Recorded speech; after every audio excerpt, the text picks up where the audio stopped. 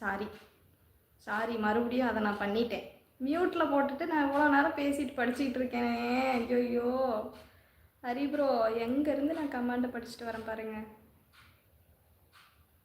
என்னை 50 அடி அடித்து விடலாமா? ஓ, என்னோட பழமொழிக்கு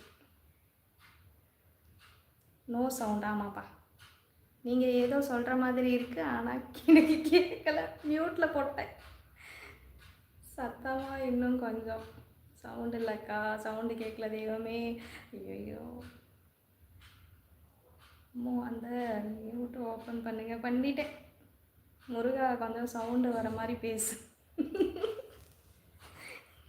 ஐயோ, எப்படா சான்ஸ் கிடைக்கும் அப்படியே திட்டலான்னு வரிசையாக போட்டு தள்ளுறீங்க பார்த்துக்கங்க.